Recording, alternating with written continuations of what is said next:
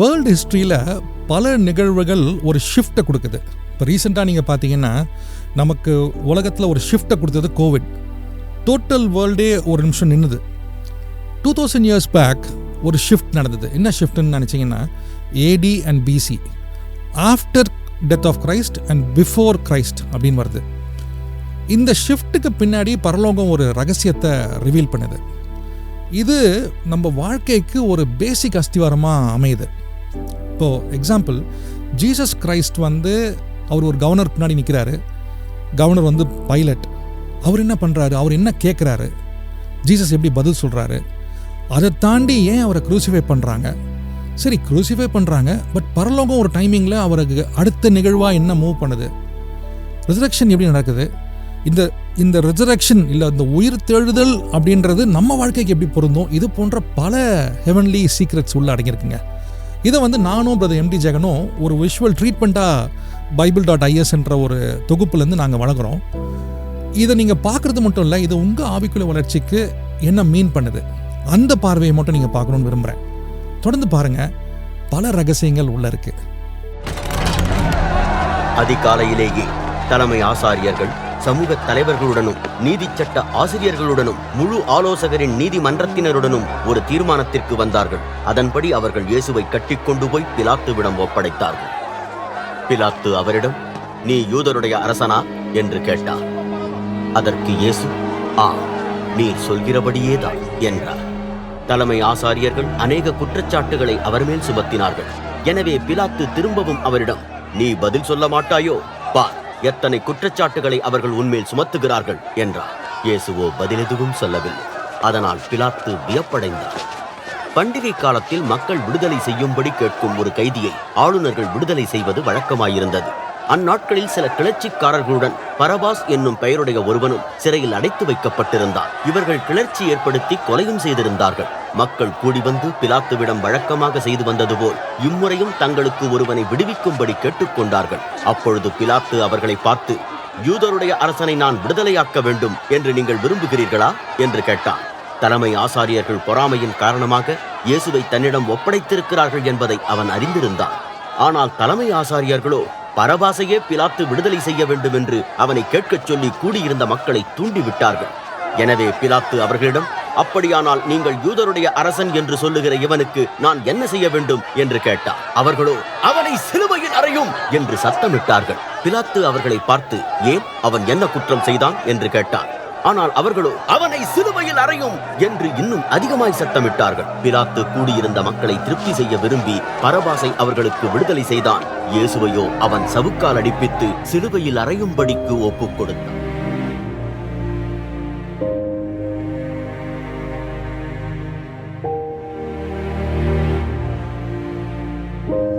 இப்பவும் இந்த இடத்துல இயேசுகிட்ட அவங்க கண்டுபிடிச்ச குற்றம் என்ன அப்படின்னு கேட்டால், அவர் தேவனுடைய குமாரன்னு சொன்னார். ஆமாம் இல்லையா?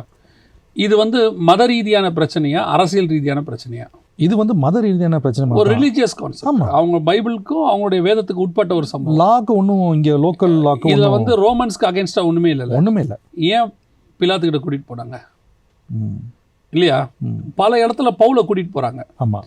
அங்கே போய்ட்டு அவன் இயேசுவை பற்றி பிரசங்கம் பண்ணா இது பண்ணான்னு சொல்லி நிறுத்தின உடனே அவங்க எல்லாரும் சொல்கிற ஒரு வார்த்தை என்னென்னா, இது உங்கள் மதத்தை சார்ந்த விஷயம், நாங்கள் தலையிட விரும்புகிறேன்னு அமுச்சு விட்ருவாங்க. ஆமாம். இது நம்ம ஆக்ஸில் பல இடத்துல நம்ம பார்க்குறோம். இன்ஃபேக்ட் அவங்க இதில் இன்டர்ஃபியர் ஆகவும் விரும்பலை. அப்படி இருக்கும்போது ஏன் இயேசுவோட இஷ்யூவை இவங்க அங்கே கொண்டு போனாங்க? ஃபர்ஸ்ட் தேவனுடைய குமாரன்னு சொன்னால் இவங்க நியாயப்பிரமாணத்தின் முறைப்படி தானே தண்டனை கொடுக்கணும். ஆமாம். இங்கே கூட்டு போய் பிலாத்துக்கிட்ட சிலுவையில் அறைய சொல்லி கேட்குறாங்க. சிலுவையில் அறைதல் எந்த நியாயப்பிரமாணத்துக்குள்ளே வருது? நியாயப்பிரமாணத்தில் சிலுவையில் அறையதலே கிடையாது. ஆமாம். ஒரு சரித்திர ஆராய்ச்சியாளர் என்ன சொல்கிறாரு, இயேசு கிறிஸ்து சிலுவையில் அறையப்பட வேண்டும் என்பது பிதாவினுடைய ஆதீன திட்டம். சிலுவை மரணம் என்பது இயேசு கிறிஸ்து வருவதற்கு சில வருஷங்களுக்கு முன்பதாகத்தான் உலகத்திலே வந்துச்சு. கிரேக்க சாம்ராஜ்ய காலத்தில் தான் வருது. ஹெர்குலஸ் அவங்களுடைய காலத்தில் தான் வருது. பனிஷ்மெண்ட் சிம்பிள் அது. ஆமாம். அதற்கு பிறகு இயேசுக்கு பிறகு சிலுவை மரணம் முடிவுக்கு வந்துருச்சு. அப்போ நீங்கள் ஹிஸ்ட்ரியில் பார்த்தீங்கன்னா இயேசுக்காகவே சிலுவை மரணம் வந்த மாதிரி இருக்குது. ஸோ சிலுவை மரணத்தை இதற்காகவே கொண்டு வந்த மாதிரி வரலாற்றில் பதிவு பண்ணுறாங்க. அது ஒரு பக்கம். சரி, இந்த பிலாத்து கவர்னர் இவர் இங்கே வந்திருக்கிறார். இவர்கிட்ட ஏன் இங்கே கூட்டிகிட்டு போய் ஒப்படைக்கிறாங்க அப்படின்றது ஒரு தப்பான ஒரு விஷயம். ஏன்னா அது அவங்க இவங்க நியாய சங்கத்திலே தீர்த்து முடிச்சிடணும் இந்த பிரச்சனையை. சரி, அடுத்து பிலாத்துக்கிட்ட போகிறாங்க. பிலாத்துக்கிட்ட போனோடனே பிலாத்து இவரை கேட்குற கேள்வி, நீர் யூதருடைய ராஜாவா என்று கேட்டார். ஸ்ட்ரைட்டாக கேட்குறாரு. இவங்க என்ன கான்செப்ட் கூட்டு போனாங்க? இவர் வந்து தேவனுடைய குமாரன், அபிஷேகம் பண்ணப்பட்ட கிறிஸ்து. அதுதான் இவங்களுக்கு அகேன்ஸ்டா போச்சுன்ற. அப்ப யூதருக்கு ராஜாவும் அபிஷேகம் பண்ணப்பட்டவர் இருக்கணும் இல்லையா? அப்படி யூதருக்கு ராஜாங்கிறது உலக பிரகாரமான கான்செப்டா மாத்திட்டாங்க. இப்ப அவங்க மாத்திட்டு கொண்டு போய் பிலாத்துக்கிட்ட ஒப்படைச்சிட்டாங்க. இப்போ பிலாத்து கேட்குறாரு, நீ யூதருக்கு ராஜாவா அப்படின்னு கேட்குறாரு. இயேசு தெளிவாக பதில் சொல்கிறாரு, நீ சொல்லுகிறபடி தான் அப்படின்ட்டார், கிளாரிஃபை பண்ணிட்டார். ஆமாம், இந்த பிலாத்துக்கு இயேசுவை விடுதலை ஆக்கணுன்ற ஒரு கான்செப்ட் இருந்துகிட்டே இருக்குது. இது இன்னும் சில பதிவுகள் என்ன இருக்குன்னு கேட்டால், பிலாத்தினுடைய மனைவியோட இன்ஃப்ளூயன்ஸ் இதில் கொஞ்சம் இருக்குது அப்படின்னு சொல்கிறாங்க. ஆமாம், அவங்க ஏதோ கனவு கண்டாங்க, அந்த இன்ஃப்ளூயன்ஸில் இவர் விடுதலை ஆக்கணும்னு இருக்கிறார். ஆனால் இன்னொரு பதிவில் என்ன இருக்குன்னு கேட்டால், பிலாத்து இயேசுவை விடுதலையாக்குறதை விட யூதர்களை சமாதானப்படுத்துறதுல ரொம்ப இம்பார்ட்டண்ட்டாக இருக்கு. Wants to please this group. ஏன் அப்படின்னு கேட்டால், ஏற்கனவே பிலாத்து எடுத்த ஒரு ஆக்ஷனில் இவங்களோட ரிலீஜியஸ் ஆஸ்பெக்ட்ஸ் பாதிக்கப்படுது. அது இல்லாமல் அவருக்கு ஹை கமாண்டில் கொஞ்சம் கெட்ட பேர் வேறு. ஸோ அந்த இதை கிளாரிஃபை பண்ணுறதுக்கு அல்லது அதுக்கு துடைக்கிறதுக்கு இதை யூஸ் பண்ணிக்கலாம்னு நினைக்கிறார். ஒரு பொலிட்டிக்கலாக பார்க்குறாரு. அதே நேரத்தில் மனைவியோட இன்ஃப்ளூயன்ஸும் இருக்குது. ஸோ இப்போ என்ன செய்யலாம் அப்படின்னு சொல்லி பார்க்கும்பொழுது பிலாத்து என்ன செய்கிறாரு, பரபாசை கொண்டாது. அதாவது இவங்க வாயாலேயே இயேசுவை விடுதலை பண்ண வச்சிடலாம். ஏன்னா பரபாசுங்கிறவன் வந்து இஸ்ரவேல் விடுதலைக்காக போராடுற அப்படின்றத ஒரு கேரக்டர்னு இவங்க வந்து கிரைஸ்ட் வாயிலேருந்து இழுக்கிறாங்க. ஆமாம், இவர் வந்து இவங்க ட்ரை பண்ணுறாரு. பைலட் வந்து இவங்க வாயிலேருந்து இழுக்கணும்னு ட்ரை பண்ணுறாரு. இப்போ இவங்க ரெண்டு பேரும் கொண்டு வந்து நிற்க வச்சாச்சு, பரபாசா இயேசுவா. இந்த ரெண்டு பேருக்கு நடுவில் ஒரு நாவல்ட்டியான விஷயம் இருக்குது பார்த்தீங்களா? பரபாஸ் அப்படின்னு என்ன தெரியுமா? பர் அபாஸ் அப்படின்னா அப்பாவின் மகன் அர்த்தம். ஹீப்ரு வந்து பின்னாடி எழுதுவாங்க. பர் அபாஸ் அப்படின்னா பர்பா, அபாஸ்னா அப்பாவின் மகன் அப்படின்னு அதோடைய அர்த்தம். அதுக்கு அர்த்தம் பர்னபா அப்படின்னா ஆறுதலின் மகன். பரபாஸ் அப்படின்னா அப்பாவின் மகன். இப்போ அப்பாவின் மகனை விடுதலையாக்கணுமா? பக்கத்தில் நிற்கிற இயேசு யார் தெரியுமா? அப்பாவே இல்லாமல் பிறந்தவர். இவர் விடுதலையாக்கணுமா? ஸ்பிரிச்சுவல் அர்த்தம். இவன் அப்பாவின் மகனை மீட்க வந்து அப்பா நிற்கிறார் இங்கே. இவர் எல்லாரையும் மீட்க வர்றதானே அப்பா. இப்போ இவங்க ரெண்டு பேரில் யாரை மீட்கணும் அப்படின்னு கேட்டால், இவங்க அத்தனை பேரும் சேர்ந்து பரபாசை விடுதலையாக்கணுன்றாங்க. இவங்க கேட்டு மகனை விடுதலை ஆக்கிட்டாங்க, அப்பா ஒப்பு கொடுத்துட்டாங்க. நீங்கள் ஹிஸ்ட்ரி ஃபுல்லாக பாருங்கள், மகன் தான் பலி ஆவான், அப்பா மகனை பலி கொடுப்பாரு. இதான் நம்ம எல்லாருக்கும் தெரியும். ஆமாம், ஏப்ரஹாமுக்கு அப்படி தான், எல்லா இடத்துலையும் இப்படி தான் இருக்கும். ஆனால் இந்த இடத்துல பார்த்தீங்கன்னா மகனுக்காக அப்பா பலியாகிறார், ஒப்பு கொடுக்குறாரு தன்னை. ஸோ பிலாத்து ரெண்டு பேரையும் கொண்டாந்து நிறுத்தி யாரை விடுதலை ஆக்கணும் அப்படின்னு சொல்லி கேட்குறான். இப்போ ரெண்டு பேரில் இயேசு கிறிஸ்துவை ஒப்பு கொடுத்தாச்சு. இப்போ இயேசு கிறிஸ்துவை கொண்டு போய் பிலாத்து என்ன செய்கிறான்னா சிலுவையில் அறையும்படி ஒப்பு கொடுக்குறான். இதுதான். ஆனால் ஒரு குறிப்பு என்ன சொல்லுதுன்னா, பிலாத்து கொஞ்சம் ஸ்ட்ராங்காக இருந்திருந்தால் இதை ஃபேஸ் பண்ணியிருக்கலான்னு. ஆனால் இயேசு என்ன சொல்கிறாரு, பரலோகத்துலேருந்து உத்தரவு வராட்டி நீ என்னை காப்பாற்ற முடியாதுங்கிறார். ஸோ விச் மீன்ஸ் அந்த ஹெவன் கண்ட்ரோலில் எல்லாம் நடக்குதுன்னு, இவ்வளவும் ஹெவன் கண்ட்ரோலாக தான் நடக்குது. பிலாத்துவே இல்லாட்டியும் இயேசு சிலுவையில் தான் அறைவாங்க. ஏன்னா அதை நோக்கி தான் இயேசு போயிட்டுருக்கிறார். ஸோ இப்போ இயேசு முழுவதுமாக ஒப்பு கொடுக்க போகிறாரு. பிலாத்தோடைய ஹிஸ்ட்ரியில் ஒன்று இருக்குது, பைலட்டை பற்றி ஒரு புக் இருக்குது. அதில் என்ன சொல்லப்பட்டிருக்குன்னா, கடைசி வரைக்கும் அவன் கையை கழுவி நான் குற்றமில்லாத இடத்துல காட்டி கொடுத்துட்டேன், இந்த மாதிரி அவரை விட்டு கொடுத்துட்டேன் அப்படிங்கிற மாதிரியே அவன் ஒரு விதமாக மென்டலி டிசார்டர் ஆகிட்டான் அப்படின்னு சொல்லி ஒரு ஹிஸ்ட்ரி சொல்லுது. பல நேரங்களில் நம்மவும் இப்படி தான் இருக்கிறோம். நம்ம யாரையாவது ப்ளீஸ் பண்ணுறதுக்கு ஆண்டவர் விட்டு கொடுத்துட்றோம். அதான் நடக்குது. போர் வீரர்கள் இயேசுவை அரண்மனை முற்றத்தில் உள்ள ஆளுநர் தலைமையகத்திற்கு கொண்டு சென்று மற்ற எல்லா ராணுவ வீரர்களையும் ஒன்று கூட்டினார்கள். அவர்கள் இயேசுவுக்கு கருஞ்சிவப்பு உடையை உடுத்தி முட்களினால் ஒரு முடியை பின்னி அதை அவருடைய தலையின் மேல் வைத்தார்கள். பின்பு அவர்கள் யூதருடைய அரசனே வாழ்க என்று சொல்லி இயேசுவை ஏளனம் செய்தார்கள். அவர்கள் ஒரு தடியினால் திரும்ப திரும்ப அவரை தலையில் அடித்து அவர் மேல் துப்பினார்கள். அவர்கள் அவர் முன்பாக முழங்காற்படியிட்டு அவரை வணங்கினார்கள். இவ்வாறு அவரை ஏளனம் செய்த பின்பு அந்த கருஞ்சிவப்பு உடையை கழற்றிவிட்டு அவருடைய மேல் உடையை அவர்கள் அவருக்கு உடுத்தினார்கள். பின்பு அவரை சிலுவையில் அறையும்படி கொண்டு போனார்கள்.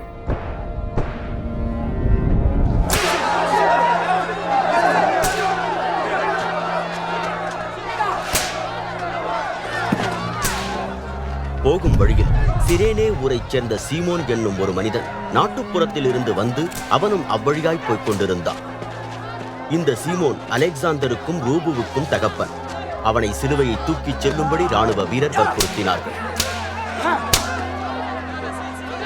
அவர்கள் இயேசுவை கொல்கதா எனப்பட்ட ஒரு இடத்திற்கு கொண்டு வந்தார்கள். கொல்கதா என்பதன் அர்த்தம் மண்டையோட்டின் இடம் என்பதாகும். அப்பொழுது அவர்கள் வெள்ளைப்போளம் கலந்த திராட்சை ரசத்தை அவருக்கு குடிக்க கொடுத்தார்கள். ஆனால் அவரோ அதை குடிக்க மறுத்தார்.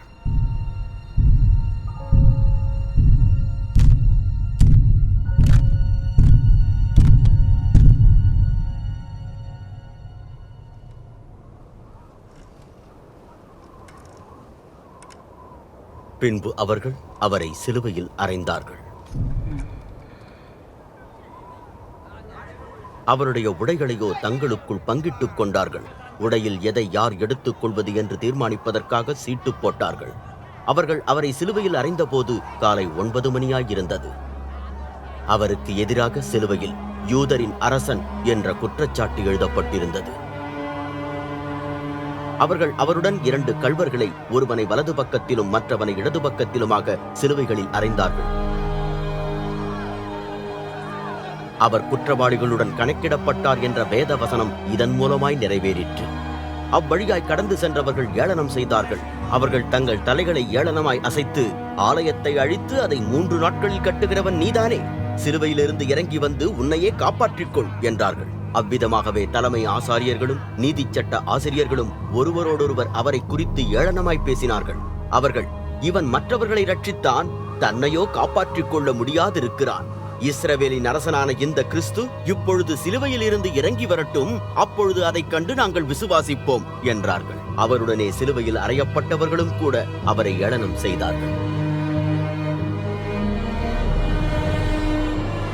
பகல் 12 மணியான போது பூமி எங்கும் இருள் சூழ்ந்தது.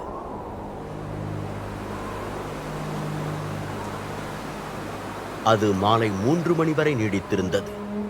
மாலை 3 மணி ஆன போது இயேசு உரத்த குரலில், ஏலோயி ஏலோயி லாமா சபக்தானி என்று கதறினார். அதன் அர்த்தம், என் இறைவனே என் இறைவனே ஏன் என்னை கைவிட்டு விட்டீர் என்பதாகும். அருகே நின்றவர்களில் சிலர் இதை கேட்டபோது, கேளுங்கள், இவன் எலியாவை கூப்பிடுகிறான் என்றார்கள். அப்பொழுது ஒருவன் ஓடிப்போய் கடற்பஞ்சை எடுத்து புளித்த திராட்சை ரசத்தில் தோய்த்து ஒரு தடியில் கட்டி அதை இயேசுவுக்கு குடிக்க கொடுத்தான். அவர், இப்பொழுது அவனை அப்படியே விடுங்கள், அவனை கீழே இறக்குவதற்கு எலியா வருகிறானோ பார்ப்போம் என்றார்.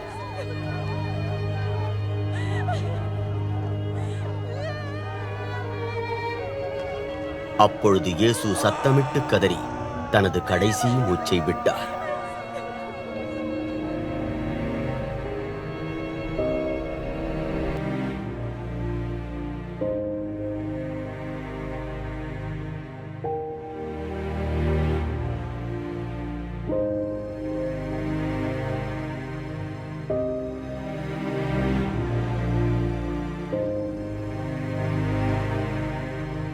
இயேசுடைய சிலுவை மரணம் ஒவ்வொன்றுத்துக்கு பின்னாடி மீட்பு தான் அதோடைய உச்சம். இப்போ நம்ம ஏதோ சிலுவையில் அறையப்பட்டார், பாவத்திலேருந்து நம்மளை மீட்டார் அப்படிங்கிறத அளவில் நம்ம பார்க்குறோம் இல்லையா. மனித சமுதாயம் அந்த 4000 வருஷமாக எதெல்லாம் விழுந்ததோ அதை எல்லாத்துலேருந்து அவர் தூக்கிக்கிட்டே வருவார். அவரை அடித்ததுக்கு ஒரு நோக்கம் இருக்குது, முள்முடிய தலையில் வச்சதுக்கு ஒரு நோக்கம் இருக்குது. ஏன் தலையில் முள் வச்சாங்க அப்படின்னா, முள் எங்கே வந்துச்சு? ஃபஸ்ட்டு ஆதாம் பாவம் செஞ்சோன்னு முள் வந்துச்சு. அந்த முள்ளை தான் ஆண்டவர் என்ன செய்கிறாரு, தலையில் ஏற்றுக்கொண்டு இனி உனக்கு முள் இல்லாதபடிக்கு ஆண்டவர் செய்கிறார். அதாவது நமக்கு வேதனை இல்லாத வாழ்க்கையை கொடுக்குறாரு. இந்த மாதிரி ஒவ்வொன்றுத்துக்கு பின்னாடியும் ஒரு ஸ்பிரிச்சுவல் சீக்ரெட் ஒன்று இருக்கும். இப்போ இவரை அடித்து கூட்டிகிட்டு போகிறாங்க இல்லையா, அப்போ வந்துட்டு கூட சிலுவை சுமக்கிறான் இல்லையா. சீரேனே ஊரானாகிய சீமோன் அப்படின்னு இருக்குது. இவன் வந்து ஒரு ஆப்பிரிக்கா நாட்டை சார்ந்ததான ஒரு மனுஷன்னு சொல்லப்படுது. இப்போ இயேசு சிலுவை சுமக்கிறது வந்து எதற்கு அடையாளம்னா, உலகத்தின் பாவத்தை சுமந்து தீர்க்கிறாருன்னு அர்த்தம். இப்போ இயேசு சிலுவை சுமக்கும் போது கூட சுமக்கிற ஒரு ஆள் யாருன்னா, இஸ்ரவேல் அல்லாதவன், அவுட் சைட் பர்சன். இந்த அவுட் சைட் பர்சனுடைய விஷயங்கள் பார்த்தீங்கன்னா ஆரம்பத்துலேருந்து வந்துகிட்டே இருக்கு. நீங்கள் பார்த்தீங்கன்னா நம்ம பேசிக்கிட்டே வரோம். இந்த அவுட் சைடர்ஸ்க்கு ஒரு இம்பார்ட்டன்ஸ் ஆண்டவர் கொடுத்துக்கிட்டே வர்றாரு. அதில் கடைசியாக பார்த்தீங்கன்னா இந்த இடத்துல இயேசுவோட சேர்ந்து அவன் சிலுவையை சுமக்கிறான். அதோடைய அர்த்தம் என்ன அப்படின்னு கேட்டிங்கன்னு சொன்னால், உலகத்தின் பாவத்தை இயேசு சுமந்து தீர்க்கும் போது அவருக்கு அப்புறம் வந்த நமக்கும் அந்த சிலுவை உண்டு. எவ்ரிபடி. ஆமாம், அதனால தான் இயேசு சொல்கிறார், நித்திய ஜீவனை சுதந்திரிக்கணும்னா ஒருவன் தன் சிலுவை சுமந்து கொண்டு வர கடவன். இது இல்லாமல் நித்திய ஜீவனை சுதந்திரிக்கணும் அவனவன் தன்னைத்தானே சிலுவையில் அறைய கடவன் பவுல் சொல்கிறார். ஸோ அப்போ அந்த சிலுவை சுமந்துக்கிட்டு போகிறதுங்கிறது புறஜாதியாருக்கின்ற நியமிக்கப்பட்டதான ஒரு முறைமை. இந்த புறஜாதியார் தான் இப்போ நம்ம என்ன சொல்கிறோம், நம்மள புறஜாதியிலேருந்து வந்து அவருடைய பிள்ளைகளாக மாற்றப்பட்டிருக்கிறோம்.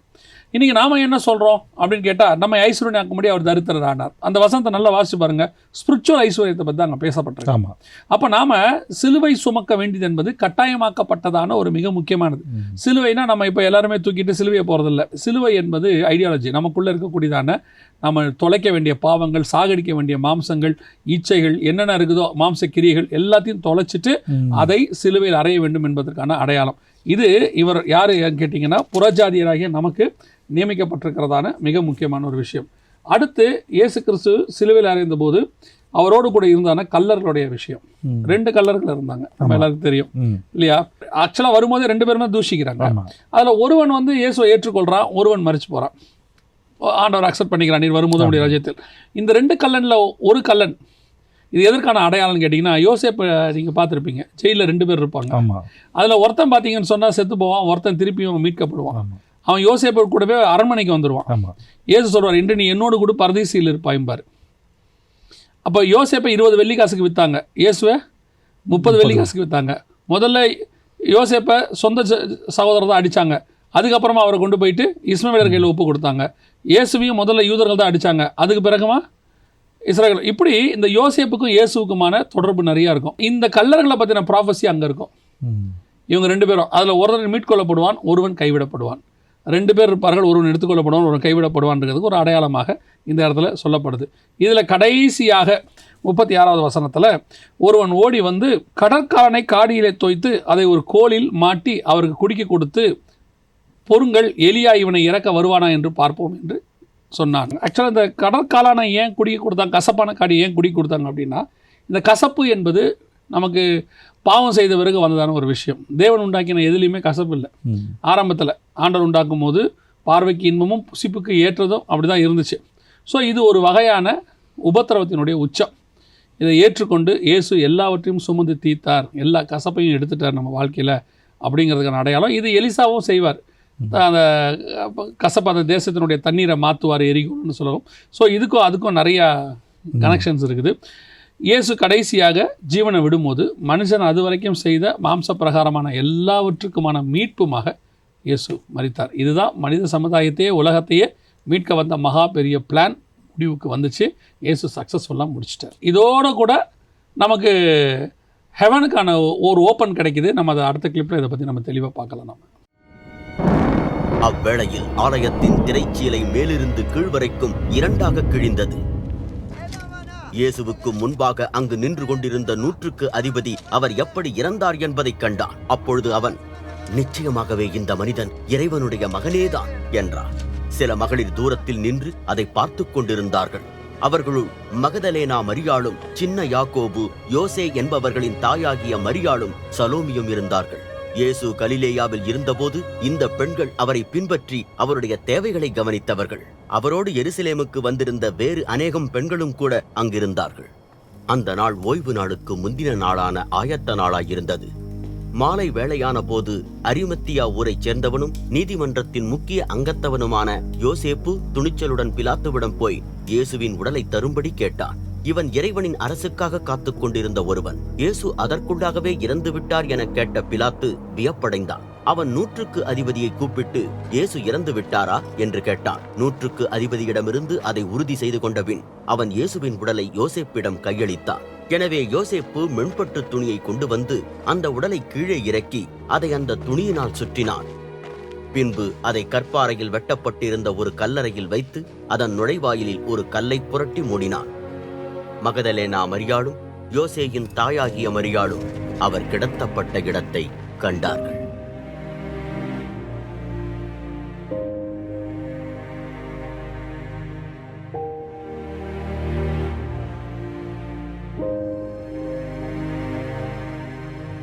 இயேசுவோடைய பிறப்பிலிருந்து இயேசு கிறிஸ்து உயிர்த்தெழுந்து பரமேறி போகிற வரைக்கும் நடக்கிற ஒவ்வொரு சம்பவத்துக்கு பின்னாடியும் ஒரு ஹெவன்லி பிளானும் சீக்கிரட்டும் அது உள்ளே இருக்கும். நமக்கு அதை தெரிஞ்சுக்கிறதுக்கு தான் கொஞ்சம் லேட் ஆகுமே ஒழிய, மற்றபடி அதை புரிஞ்சிக்கிற ஒரு மிக முக்கியமான விஷயத்துக்குள்ள நம்ம வரணும். உதாரணமாக இப்போ நீங்கள் இதில் வந்து தேவாலயத்தின் திரைச்சீலை மேல் தொடங்கி கீழ் வரைக்கும் 2ஆக கிழிந்தது அப்படின்னு இருக்கு இல்லையா? இந்த தேவாலயத்தின் திரைச்சீலை எங்கே இருக்கும் அப்படின்னு பார்த்தீங்கன்னா பரிசுத்த ஸ்தலத்துக்கும் மகா பரிசுத்த ஸ்தலத்துக்கும் நடுவில் இருக்கும். இந்த பரிசுத்த ஸ்தலத்திலேருந்து மகா பரிசுத்தலத்துக்குள்ளே யாருமே போக முடியாது, பிரதான ஆசாரியன் மட்டும்தான் போக முடியும், சீஃப் பிரைஸ் தான் போக முடியும். இப்போது இந்த திரைச்சீலை கிழிஞ்ச உடனே மகா பரிசுத்த ஸ்தலமும் பரிசுத்த ஸ்தலமும் ஒன்றாயிருச்சு, பார்ட்டிஷனே இல்லை. அப்போது இந்த பரிசுத்த ஸ்தலத்தில் இருக்கிற எல்லாரும் எங்கே போகலாம் என்றாலாம். அதோடைய அர்த்தம் என்னன்னு கேட்டிங்கன்னா, அது வரைக்கும் இயேசு வருகிற வரைக்கும் நீங்கள் எப்பேற்பட்ட பரிசுத்தவான்களாக இருந்தாலும் கூட நீங்கள் ஒரு குறிப்பிட்ட அளவு தான் மேல் பாதாளங்கிற இடத்துக்கு தான் போக முடியும், பரலோகத்துக்குள்ளே நுழைய முடியாது. இயேசு மரித்து பரலோகத்திற்கான வாசலை திறக்கிறார். ஜாக்கபுடைய ட்ரீம் பார்க்குறோம் இல்லையா, யாக்கோபுடையது. அதில் பார்த்தீங்கன்னா ஒரு ஏணி வைக்கப்பட்டிருந்தது, அந்த நுனி வானத்தை எட்டி இருந்தது. வானத்தில் ஒரு வாசல், அதுக்கு பேர் வானத்தின் வாசல்னு பேர். அந்த ஏணி வழியாக தேவதூதர்கள் ஏறுகிறதும் இறங்குறதுமாக இருந்தார்கள். இந்த சொப்பனம் அதுக்கப்புறம் என்ன ஆச்சு ஏதாச்சுன்னு யாருக்குமே தெரியாது. அது எதுக்கான சொப்பனம்? இஸ்ரவேல் வந்த பிறகு அவனுக்குள்ளேருந்து ஒரு வழி பிறக்குது, இஸ்ரவேலிருந்து ஒரு வழி. அந்த ஏணி யாருன்னா, யோவான் எழுதின சுவிசேஷம் 1ஆம் அதிகாரம் கடைசி 2 வசனங்களை வாசித்து பார்த்தீங்கன்னா, மனுஷகுமாரன் மேல் தேவதூதர்கள் ஏறுகிறதையும் இறங்குறதையும் நீங்கள் காண்பீர்கள். அந்த ஏணி தான் இயேசு. ஜான் பதிவு பண்றாரு. ஆமாம். அப்போது இஸ்ரவேலிலிருந்து இயேசு கிறிஸ்துவின் வழியாக ஒரு வானத்துக்கு வழி பிறக்கும் இல்லையா, அந்த வாசல் திறக்கும். அதுக்கான நேரம் வந்தது இங்கே தான். இது கிழிஞ்சே பரலோகத்துக்கு நீ போகலாம், மகா பரிசுத்தத்துக்குள்ள நுழையலாம் அப்படிங்கிறதான மிக முக்கியமான கான்செப்ட் இங்கிருந்து வெளிப்படுது. இது ஒரு முதல் வசனத்தில் நம்ம அந்த 38ஆம் வசனத்தில் 39 பாருங்க. அங்கே எதிரே நின்ற 100க்கு அதிபதி அவர் இப்படி கூப்பிட்டு ஜீவன் விட்டதை கண்டபோது மெய்யாகவே இந்த மனுஷன் தேவனுடைய குமாரன் என்றான். இதுதான் இந்த ஹோல் காஸ்பலுடைய, எதுக்கு இந்த காஸ்பல் ஆரம்பிக்கப்பட்டதோ அது ஃபுல்ஃபில் ஆகிற வசனம் இதுதான். ஸோ இங்கே இந்த பாயிண்டில் இந்த வசனம் 39. இப்போ நீங்கள் இந்த காஸ்பல் யாருக்கு எழுதப்பட்டது? ரோமன்ஸ்க்கு. எதுக்காக எழுதப்பட்டது? அதோட மைய கருத்து என்ன? நம்ம திருப்பி அதை பற்றி தான் பேசிட்டே. Son of God, Christ is son of God. Roman son of காடா இயேசு கிறிஸ்துவை ஏற்றுக்கொண்டான். இங்கே நடக்குது, இங்கே முடிஞ்சிருச்சு அந்த வேலை. 100க்கு அதிபதி சொல்கிறான் இவர் மெய்யாகவே தேவனுடைய குமாரன் என்று சொல்லி. அப்போது இந்த மெய்யாகவே இவர் தேவனுடைய குமாரன் அவன் சொல்கிறதுக்கு என்ன காரணம் அப்படின்னு பார்த்தீங்கன்னா, அவர் இப்படி கூப்பிட்டு ஜீவன் விட்டதை கண்டபோது. இப்போ ஏற்கனவே நிறைய பேர் அவர் தேவனுடைய குமாரன் சொல்லியிருக்கிறாங்க இல்லையா. பிசாசு சொல்லிச்சு, ஏசு அதட்டிட்டார். பேதுரு சொன்னார், அது பரலோகம் சொல்லிருச்சுன்ட்டார். மார்த்தாள் சொன்னாங்க, அவர் ஒன்றும் சொல்லலை, ஏன்னா அவர் பேசுனதை வச்சு அந்த அம்மா சொன்னாங்க. ஆனால் இவன் ஒருத்தந்தான் அவர் செத்ததை பார்த்து சொன்னவன். அவர் மரணம் அடைகிறத பார்த்துட்டு அவன் சொல்கிறான் இவர் மெய்யாகவே தேவனுடைய குமாரன். ஒரு மனுஷன் சாவறான், அவரை கடவுள்னு நீங்கள் சொல்லுவீங்களா? நம்மளை மாதிரி ஒரு மனுஷன் தானே, அவரும் சாவராருன்னு தானே சொல்லுவோம். அவர் சாவறதை பார்த்துட்டு அவரை கடவுளுங்கிறான். இத்தனைக்கும் ரோமன் சிட்டிசன், ஒரு ரோமன் சிட்டிசன், ஒரு ஜென்டைல். அப்படின்னா யோசித்து பாருங்க, அந்த மரணத்தில் இருக்கக்கூடியதான மகிமை, அங்கே இருக்கக்கூடியதான ஒரு ஸ்பிரிச்சுவல் அவனுக்கு ஓப்பன் ஆகுது. அந்த இடத்துல ஒரு வெளிப்பாடு கிடைக்குது. சாதாரணமாக மனுஷன் சாகிறதுக்கும் தேவன் மனுஷனாக சாகிறதுக்கும் இதான் டிஃப்ரென்ஸ் நம்ம கண்டுபிடிக்கிறோம். இந்த வெளிப்பாடு தான் நம்ம அத்தனை பேருக்கு இருக்கணும். இதற்கு பேர் தான் ரட்சிப்பு. இயேசு எனக்காக ஜீவன் விட்டார்னு அவர் மரணத்தை பற்றின ஒரு எண்ணம் அவனுக்கு வருது பார்த்தீங்களா. இயேசுவே மெய்யான தேவன் என்பதை இருதயத்தில் விசுவாசித்து வாயில் அறிக்கப்படணும்னு இருக்கு.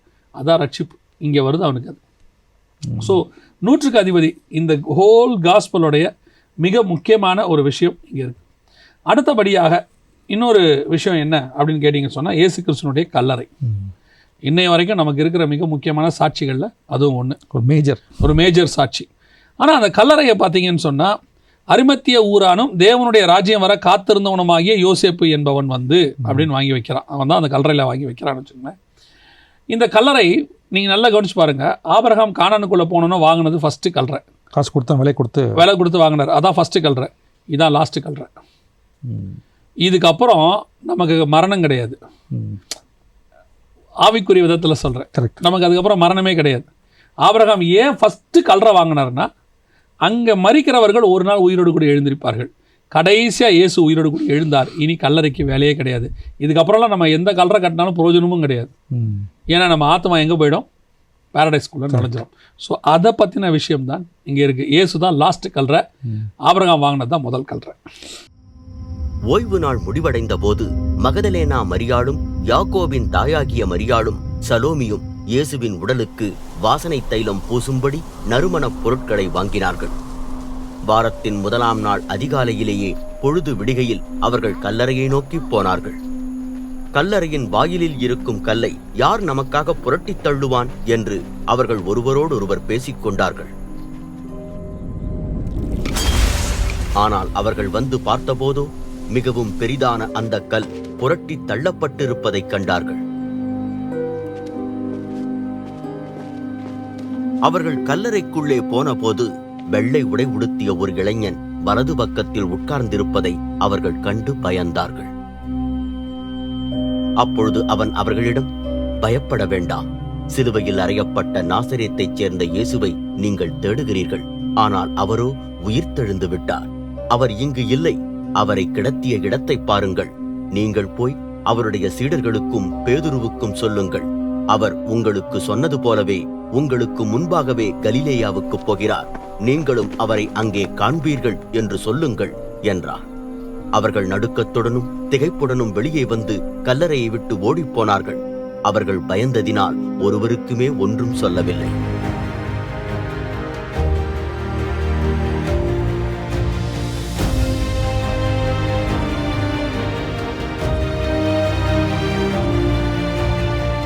அதாவது மனித சமுதாயம் 4000 வருஷமாய் மீட்க முடியாமல் இருந்தது. இயேசுவின் மரணத்தினால மீட்கப்பட்டோம்னு சொல்கிறோம்ல, இயேசு உயிர்த்தெழாவிட்டால் இது எதுவுமே இல்லை. இயேசு உயிர்த்தெழுந்தனால் மட்டும்தான், அவர் மரணத்தை ஜெயித்ததுனால தான் இவ்வளவும் டர்னிங் பாயிண்ட். இயேசு எல்லாரும் மாதிரி மரித்து அவரும் மரித்தவராகவே இருந்திருந்தாருன்னா இதில் எந்த விதமான இதுவும் கிடையாது. உயிர்த்தெழுதல் நடந்ததுனால மட்டும்தான் நாம் ஆண்டவர் வந்துட்டு எல்லாத்தையும் ஜெயிச்சார் நம்ம சொல்கிறோம். பரிகரிக்கப்படும் கடைசி சத்ரு மரணம். அப்போ இயேசு அந்த மரணத்தை ஜெயிச்சிட்டாருன்னு. அப்போ இப்போ மரணம் இல்லையா அப்படின்னு சிலர் கேட்பாங்க. இப்போ இருக்கிற மரணத்தை வேதம் நித்திரைன்னு சொல்லுது. இப்போ உதாரணமாக அன்னைக்கு மரித்தவங்க, இயேசு கிறிஸ்துவோடைய உயிர்த்தெழுதலுக்கு முன்னாடி மரித்தவங்க பாதாளத்துக்கு போனாங்க. அவங்க ஆத்மா பாதாளத்துக்குள்ளே இருந்துச்சு. ஆண்டவருக்கு உண்மையாக இருந்து மரித்த நீதிமான்கள் கூட மேல் பாதாளத்துக்கு போனாங்க. அவங்க ஆத்மா மேல் பாதாளத்தில் தான் இருந்தது. தண்ணீர் இல்லாத குழியிலன்னு பழைய ஏற்பாட்டில் வருது.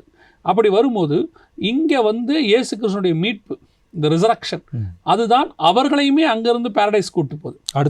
அடுத்த லெவலுக்கு அவங்கள கூட்டிகிட்டு போகுது. இந்த ரிசரக்ஷனுடைய வெரி இம்பார்ட்டன்ட் என்னன்னு கேட்டிங்கன்னு சொன்னால், மரணத்தை ஜெயிச்சது மாத்திரமல்ல, பாதாளத்தில் இருந்த பரிசுத்தவான்கள் மேலே மாத்திரமல்ல, இன்றைக்கி நம்ம எல்லாருக்குமே ஒரு நிச்சயம் இருக்குது. பார்த்தீங்களா, ஒரு கான்ஃபிடன்ஸ். என்ன கான்ஃபிடென்ட்? நான் மரித்தால் பரலோகத்துக்கு போவேன்.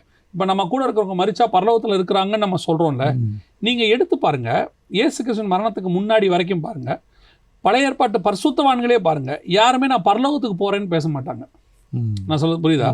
இப்போ யாக்கோபு சொல்லுவார், என் நரைமயிரை துக்கத்தோடு கூட பாதாளத்தில் இறங்க பண்ணுகிறீர்கள்னு சொல்லுவார். சங்கீதக்காரன் சொல்கிறாரு, நான் போய் பாதாளத்தில் என் படுக்கையை போட்டாலும் அப்படிங்கிறார். இன்னொரு இடத்துல, தேவரீர் என் ஆத்மாவை தாழ்ந்த பாதாளத்திற்கு தப்பு வித்தீர் அப்படிங்கிறார். ஏன் இவங்க எல்லாம் பாதாளத்தை பற்றியே பேசுகிறாங்க, ஏன் பரலோகத்தை பற்றி பேசலைன்னா, அன்னைக்கு டீஃபால்ட்டாகவே மரிச்சா பாதாளத்துக்கு போவோம், தாழ்ந்த பாதாளத்துக்கு போயிடக்கூடாது, மேல் பாதாளத்துக்கு தான் போகணுங்கிற தாட்டு அவங்களுக்கு இருந்துச்சு ஒழிய, நான் பரலோகத்துக்கு போவேன் பரதீசிக்கு போவேங்கிற தாட்டே கிடையாது. அப்படி ஒரு விஷயமே இல்லை, அவங்க ஆத்மாக்குள்ளேயே இல்லை, அந்த டிசைன்லேயே இல்லை. ஏன்னு சொன்னால், அவங்களுக்காக யாரும் மரித்து உயிரோடு கூட எழும்பலை. மரித்து உயிரோடு எழும்பினாதான் இங்கே எப்படி திரைச்சீலை கிழிஞ்சு நம்ம பரிசுத்த ஸ்தலத்துக்குள்ளே பிரவேசிச்சாங்கன்னு சொல்கிறோமோ, அவங்க பேரடைஸ்குள்ளே போகிறதுக்கான வழி கிடைக்கிது.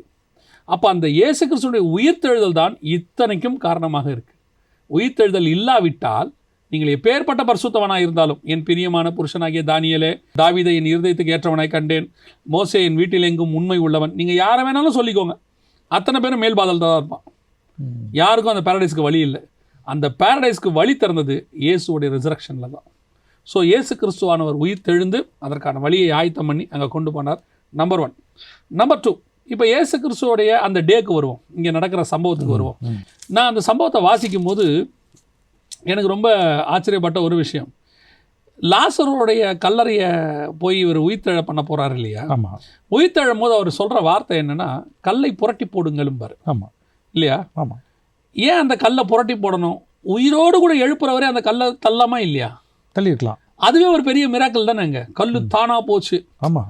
அப்படிங்கிறது எவ்வளோ பெரிய விஷயம். பண்ணுறவர் இதை பண்ணலைல்ல. கல்லை அவனை திறக்க சொல்கிறாரு. திறக்க சொல்லிட்டு லாசருவை வெளியில் வாங்குறார். அதோடைய அர்த்தம் என்னென்னா, இவர் லாசருவை உயிரோடு கூட எழுப்பினாருங்கிறது மிராக்கிள். ஆனால் லாசரு சாவான். அது டெம்பரவரி.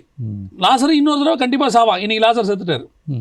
அப்போ அவருடைய அர்த்தம் என்னென்னா, மனுஷ முயற்சியில் உயிர்த்தெழுதல் பண்ணி வெளியே வர்றது என்னைக்கு இருந்தாலும் டெம்பரவரி தான். இது பரலோகத்தினுடைய, இங்கே பார்த்தீங்கன்னா தேவதூதன் கல்லை புரட்டி போட்டான், இது எட்டர்னல். இதுக்கப்புறம் மரணமே கிடையாதுன்னு அர்த்தம். இப்போ இயேசு இதுக்கப்புறம் மறிக்க போகிறது கிடையாது. ஆனால் லாசர் திருப்பி மறிப்பான். அது மனுஷன் கல்லை புரட்டி போட்டது, இது தேவதூதன் வந்து கல்லை புரட்டி போட்டது. இதுக்கு அடுத்து இப்போ அவர் ஏன் மகதலேனா மரியாளுக்கு முதலாவதாக தன்னை காட்டுறாரு? டிசைபிள்ஸ் காமிச்சிருக்கலாம். ஏன் மகதலேனா மரியாளுக்கு காட்டுறாரு அப்படின்னு சொல்லி பார்த்தீங்கன்னு சொன்னால், இது கூட ஸ்பிரிச்சுவல் தாட்டை நான் சொல்கிறேன். அப்போஸ்தலர்கள் இயேசு உயிர்த்தெழுதலை குறித்து சொல்லி, நான் உயிர்த்தெழுவேன் எல்லாம் சொல்லிட்டாரு. ஆனால் தேவன் தன்னை முதலாவது சபைக்கு தான் வெளிப்படுத்துகிறார். புதிய ஏற்பாட்டில் சபையின் வழியாகத்தான் தேவன் வெளிப்படுவார். அதனால தான் நீங்கள் பாருங்கள், ரெவலேஷன் புக்கை எழுதும் போது சபைக்கு எழுதுறாரு இல்லையா? ஆசியாவில் உள்ள 7 சபைக்கு நீ போ அப்படின்னு சொல்கிறார் ஆண்டவர். அந்த இதை எழுதும் போது ஆசியாவில் உள்ள 7 சபைக்கு எழுது. அடுத்து பவுலுக்கு சொல்லும் போது ரோமன்ஸ்லேருந்து எழுதுறதெல்லாம் யாருக்கு எழுதுறாங்க? சபைக்கு எழுதுறாங்க. இந்த 4 காஸ்பல் முடிஞ்சு ஆக்ஸ்லேருந்து எல்லாமே எங்கே தான் எழுதப்படுது? ஆக்ஸ் ஃபுல்லாக சபை ஸ்தாபிக்கப்படுது. அங்கேயும் 7 சபைக்கு எழுதப்படுது. அதை முடிச்சுட்டு அடுத்து அப்படியே எல்லாமே சபைக்கு தான் போகுது. ஒரு இடத்துல பவுல் சொல்வார், இந்த நிருபங்கள் இங்கே முடிச்சு விட்டு இன்னொரு சபையிலையும் வாசிங்கம்பார். ஸோ சர்ச் தான் காடோடைய ரிசரக்ஷன் பிளானில் மிக முக்கியமானது. இயேசு உயிர்த்தெழுவதுக்கு முன்பதாக தேவாலயம், உயிர்த்தெழு பின்பு நாம தான் ஆலயம். அப்போ இந்த ஆலயம்தான் அடையாளமாக, ஸ்திரீ ஆலயத்துக்கு அடையாளமாக இருக்குது. பைபிளை பொறுத்த வரைக்கும் ஒரு பெண்ணை சபைக்கு அடையாளமாக வச்சிருக்கிறார். கிறிஸ்து சபை, கணவன் மனைவி, கணவன் சபைக்கு குடும்பத்துக்கு தலையாக இருக்கிறது போல கிறிஸ்து சபைக்கு தலையாக இருக்கிறான்னு சொல்லி பெண்ணை வந்து எது கொண்டு வர்றாரு? சபைக்கு அடையாளமாக கொண்டு வர்றார். அப்போ ஏன் மகதலேனா மரியாளுக்கு வெளிப்படுத்துகிறாருன்னா, கர்த்தர் தன்னை முதலாவதாக சபைக்கு வெளிப்படுத்துகிறார். அடுத்து நீங்கள் போய் பார்த்தீங்கன்னு சொன்னால், அவர்கள் போய் யார்கிட்ட சொல்கிறாங்கன்னு கேட்டால் பேதுருக்கிட்ட போகிறாங்க. அப்போஸ்தலர்கிட்ட சொல்கிறதுக்கு அவங்க வேகமாக போகிறாங்க. ஆனால் ஒரு விஷயம் என்னன்னு கேட்டிங்கன்னு சொன்னால், நடுக்கமும் திகிலும் அவர்களை பிடித்திருந்தபடியினாலே அவர்கள் சீக்கிரமாய் வெளியே வந்து கல்லறையை விட்டு ஓடினார்கள். அவர்கள் பயந்திருந்தபடினால் ஒருவருக்கும் ஒன்றும் சொல்லாமல் போனார்கள். இந்த கான்செப்ட் இருக்கு இல்லையா, 1 to 8 நம்ம பார்க்குறோம் இல்லையா? இந்த 1 to 8 மகதலேனா மரியாளுக்கு தரிசனமானார் அப்படின்னு நம்ம சொல்கிறோம்ல. ஏன் இவங்களுக்கு திகில் எல்லாம் வந்துச்சு? ஏன் இப்படி வராங்க இவங்க? இயேசுவை பார்த்தபோது இந்த இடத்துல கல்லறையில் அவர் இல்லை, எல்லாம் காலியாக இருக்குது, அவர் கலிலேயாவுக்கு போயிட்டாரு எல்லாம் சொல்லிட்டாங்களே. ஏன் இவங்களுக்கு திகில் பிடிச்சிச்சு?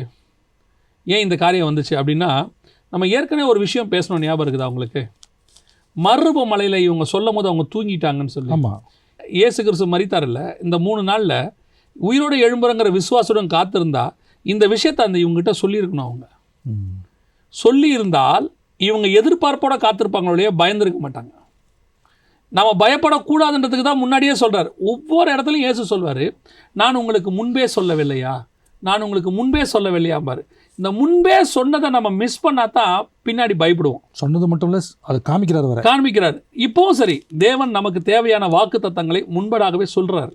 ஏன்னா பின்னாடி வரக்கூடிய பிரச்சனை வரும்போது இந்த வாக்கு தத்தங்கள் அந்த பிரச்சனையில் உங்களை ஸ்ட்ராங்காக வைக்க உதவும். ஆனால் நீங்கள் அதை மறந்துட்டீங்கன்னா, விட்டுட்டீங்கன்னா அந்த பிரச்சனையில் உங்களால் நிற்க முடியாது. இதுதான் பயமும் திகிலும் அவர்களை பிடித்தது. வாரத்தின் முதல் நாள் அதிகாலையில் இயேசு உயிர்த்தெழுந்த போது அவர் முதலில் மகதலேனா மரியாளுக்கு காட்சியளித்தார். இவளிலிருந்து 7 பேய்களை அவர் துரத்தியிருந்தார். அவள் போய் அவரோடு இருந்தவர்களுக்கும் அழுது புலம்பிக் கொண்டிருந்தவர்களுக்கும் அதை சொன்னாள். இயேசு உயிரோடு இருக்கிறார் என்றும் அவரை அவள் கண்டாள் என்றும் அவள் சொன்னதை அவர்கள் நம்பவில்லை. இதன் பின்பு இயேசு நாட்டுப்புறமாய் நடந்து போய் கொண்டிருந்த அவர்களில் 2 தம்மை வெளிப்படுத்தினார். ஆனால் இயேசுவின் தோற்றமோ மாறியிருந்தது. இவர்கள் திரும்பி போய் இதை மற்ற சீடர்களுக்கும் அறிவித்தார்கள். ஆனால் அவர்களோ இவர்கள் சொன்னதையும் நம்பவில்லை.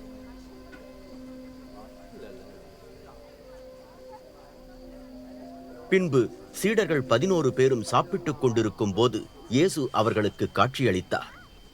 அவர் சீடர்களுடைய விசுவாச குறைவை குறித்தும், தாம் உயிர்த்தெழுந்த பின்பு தம்மை கண்டவர்கள் சொன்னதை பிடிவாதமாய் நம்ப மறுத்ததை குறித்தும் அவர்களை கடிந்து கொண்டார்.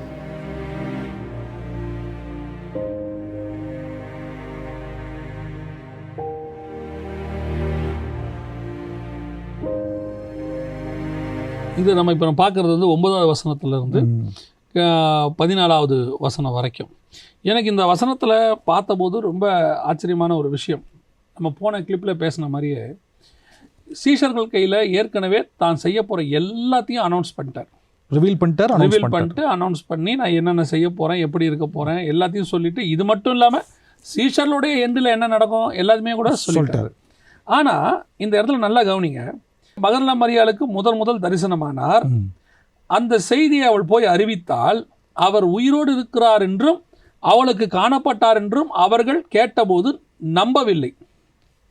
இதான் ரொம்ப விஷயமே. கேட்டாங்க, பார்த்தாங்க, ஆனால் நம்பவில்லை. மகதலேனா மரியாள் போய் சொல்கிறாங்க, தரிசனம் ஆயிட்டாரு, நான் பார்த்துட்டேன், அவர் என் கூட பேசினாரு. அவர் பேசினதில் என்ன சொல்கிறாருன்னு கேட்டீங்க சொன்னால், நான் என் சகோதரர்களுக்கு முன்பதாக கலிலேயாவுக்கு போகிறேன், இந்த மாதிரி பதிவுலாம் இருக்குது, நான் போகிறேன், அவங்கள அங்கே வர சொல்லு, ஸ்பெஷலாக சொல்லுவார், பேதுருவையும் வர சொல்லு அப்படின்லாம் சொல்லிட்டு போவார். இதை இந்த அம்மா சொல்கிறாங்களே, இயேசு ஏற்கனவே இவங்ககிட்டயே சொல்லியிருக்கிறாரு. அதுதான் கன்ஃபார்ம் பண்ணுறாங்க. ஆமாம், மனுஷகுமாரன் அடிக்கப்படவும் உயிரோடு கூட எழுந்திருக்கவும் வேண்டும் எல்லாமே சொல்கிறாரு. இவ்வளோத்த இப்போ கன்ஃபார்ம் ஆயிடுச்சு, கல்லறை திறந்திருக்கு, ஆள் இல்லை, எல்லாமே நடக்குது. இப்போ ஏன் இவங்க நம்பலை? இதுதான் இன்னைக்கு இருக்கிற ஒவ்வொரு ஆவிக்குரிய சபையினுடைய நிலைமை. சபை சொல்லுது, அனௌன்ஸ் பண்ணுது, இயேசு உயிரோடு கூட இருக்கிறாருன்னு. எத்தனை பேர் நம்ம வாழ்க்கையில் அதை அபியாசப்படுத்துகிறோம், அப்ளை பண்ணுறோம்? இயேசு உயிரோடு கூட இருக்கிறார் என்பதை உங்களால் உங்கள் லைஃப்பில் அப்ளை பண்ண முடியுதா? நான் எப்பவும் சொல்லுவேன், இயேசு கிறிஸ்துவ காடாக வச்சுருக்கோம். காடா வைக்கிறதுனால ரொம்ப தூரத்தில் வச்சுருக்கோம். ஆக்சுவலாக is a very practical application. நம்ம கூட இருக்கிறதான ஒரு தேவன், சமீபமாய் தேவன். இன்னொன்று, அவர் நம்ம கூட நடக்கிறாரு, நம்ம கூட உலாவுறாரு, நம்ம வீட்டில் இருக்கிறாருங்கிற ஃபீலுக்கே நம்ம வரதில்லை. ஒரு சில வீட்டிலலாம் ஒரு போர்டு வச்சுருப்பாங்க, Christ is the head of this house, silent லிசனர்னு போட்டிருப்பாங்க. Silent listener. அவர் சைலண்ட் லிசனர்லாம் கிடையாது.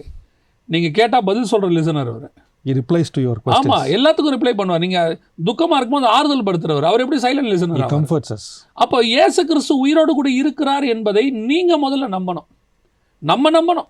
அப்பதான் மற்றவங்களுக்கு சொல்ல முடியும். அப்பதான் நம்ம போய் மற்றவங்களுக்கு சொல்ல முடியும். இப்போ இவங்களுக்கு அந்த நம்பிக்கையே வரமாட்டேங்குது. ஏன்னா கிளியரா போட்டிருக்கே, they didn't believe in போட்டிருக்கு. ஆமா, அவங்க நம்ம அதை விட பெரிய விஷயம், அப்போ 2 பேர் இல்லையாமா. ஓஹோ. உடனே அதன் பின்பு அவர்கள் 2 பேர் ஒரு கிராமத்துக்கு நடந்து போகிற பொழுது அவர்களுக்கு மறுரூபமாய் தரிசனமானார் அப்படின்னு இருக்கு. இப்போ இவங்க 2 பேர்கிட்ட பேசுறாரு. இவங்க 2 பேரோட கான்செப்டை நீங்க எடுத்து கொஞ்சம் பார்த்தீங்கன்னு சொன்னா, மறுரூபமாய் தரிசனமானார். அந்த வேர்டை நல்லா கவனிச்சு பாருங்க. பழைய ரூபத்தில் தரிசனமாகலை. another form, he appeared in another form. இவர் appeared in another form. மறுரூபமாய் தரிசனமானார். அப்படின்னா எந்த ஃபார்ம்? மறுரூபமலையில் வந்த ஃபார்ம். இந்த ஃபார்மை காட்டுறாருங்க. அந்த ஃபார்மை இங்கே காட்டுறாரு. இந்த ஃபார்மை பேதுருக்கு காட்டி, யோவானுக்கு காட்டி, யாக்கோபுக்கு காட்டி இருக்கிறாரு. அவனுங்க இதை எப்போ சொல்லியிருக்கணும்? இவர் மரித்த பிறகு சொல்லியிருக்கணும். இப்போ சொல்ல வேணான்னு சொன்னார். மரித்த பிறகு அவர் மறுரூபமாகிறார்ப்பா, வருவார்ப்பா, இந்த மாதிரி இருப்பார், ஏதாவது சொல்லணுமா இல்லையா? எதுவுமே சொல்லலை. இந்த சீஷர்களை எப்படி கண்டுபிடிச்சாங்கன்னு இன்னொரு இடத்துல இருக்குது. எப்படி கண்டுபிடிச்சாங்கன்னா, ஒரு சீஷன் சொல்கிறான், அவர் பேசும்போது ஆவி நமக்குள் கொழுந்து விட்டு எரியவில்லையா அப்படிங்கிறான். அப்படின்னா என்ன அர்த்தம்? சூடு பிடிக்குது கொஞ்சம். அப்போ அவங்களுக்கு அப்போ தான் தெரியுது, அவர் சொல்கிற அந்த வேர்டு அவர் ஏற்கனவே பேசின வேர்டுக்கும் உள்ள அந்த ஒத்துமையை பார்க்குறான். இது அவர் பேசுகிற மாதிரியே இருக்குதே. அவர் பேசினா தான் நமக்குள்ள ஒரு ஃபயர் வரும். மனுஷன் பேசினா ஒரு ஃபயர் வராது, தேவன் பேசினா ஒரு ஃபயர் வருமே. இப்போ அவர் பேசின மாதிரியே இந்த இவரும் கூட வர ஒரு ஆள் பேசினே வராரு. அப்போ இவர் யாரு? அவர் சொல்றாரு, நான் தான்ப்பா இயேசு. இப்போ இயேசு எப்படி கண்டுபிடிக்க வேண்டியிருக்கு?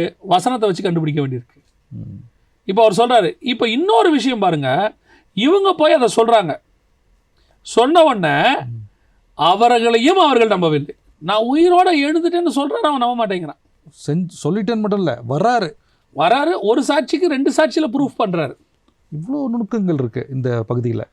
அவன் நம்ம நீங்க யோசிச்சு பாருங்க, இயேசு உயிரோடு கூட எழுந்து நம்ம காத்திருக்கணும் இல்லையா? அவர் எப்போ வரப்போறாருன்னு. 3ஆவது நாள் வருவாரு, ஏற்கனவே சொல்லியிருக்கிறாரு. ப்ராபசி இருக்கு, எப்போ வருவாருன்னு காத்திருக்க வேண்டியவங்க. ஒரு குரூப் சொல்லுது அவர் உயிரோடு எழுந்துட்டா இருப்பாருன்னா, அதெல்லாம் இல்லை, அவர் வந்திருக்க மாட்டாருங்கிறான்.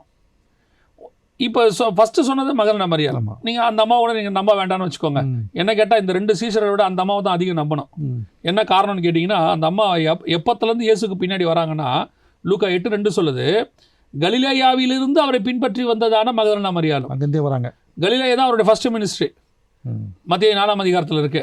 அங்கேருந்து ஃபாலோ பண்ணிட்டு வராங்க அந்த அம்மா. அப்படி ஃபாலோ பண்ணிட்டு வர அந்த அம்மாவுக்கு அவர் யாருன்னு நல்லா தெரியும். அவரை மாற்ற முடியாது. மறுரூபமாகிறார் இயேசு. அதை கூட அந்த அம்மா கண்டுபிடிக்குது. தோட்டக்காரன் நினச்சாலும் கண்டுபிடிச்சிருது. சொல்கிறாங்க, அந்த அம்மா சொல்கிறாங்க, இந்த மாதிரி இயேசுவை நான் பார்த்தேன், தரிசனமானார். இல்லைன்ட்டான். 2 சீஷர்கள் சொல்கிறாங்க, நாங்கள் அவரை வழியில் பார்த்தோம், பேசினார், எம்மா ஊருக்கு போகும்போது பார்த்தோம், இல்லைன்ட்டான், நம்ப மாட்டேன்றான்.